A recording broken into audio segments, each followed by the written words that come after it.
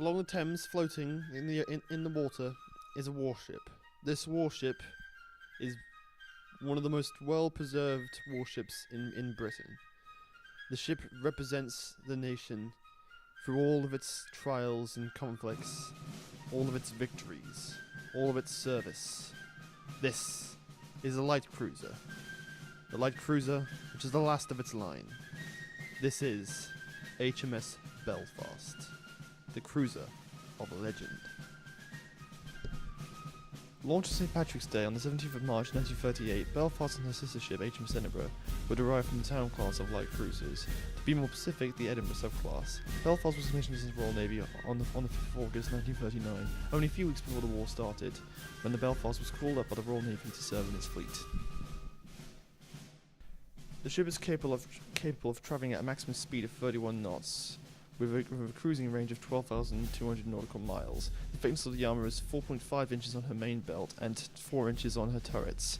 The decks over the magazine are 3 inches thick, and the decks over the machinery are 2 inches thick. The main bulkheads are 2.5 inches thick. The ship's main armament consists of 12 6-inch guns, which are harboured in 4 turrets. Secondary armament consists of 12 4-inch guns, 24 anti-aircraft guns, and 6 torpedo tubes. Along with the ship's armament, she also has an advanced radar system ahead of its time in terms of range and accuracy, and advanced fire control system.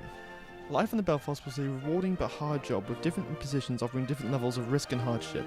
With 9 decks and around 800 to 1,000 souls, the Belfast living conditions were cramped. In the Atlantic mast deck, for example, hammocks were tightly packed to fit as many sleeping crew as possible. The crew worked on shifts and didn't get much sleep.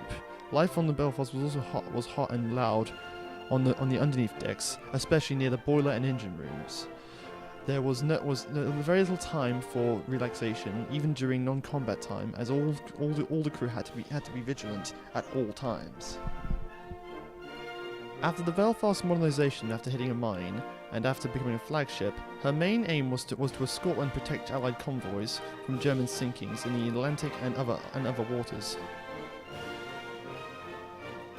One of the major events for the Belfast was her part in the sinking of the German battleship Scharnhorst, along with seeing action on Normandy on D-Day, protecting British and Canadian troop landings on Gold and Juno Beach. She later saw service during the Korean War in the early 50s.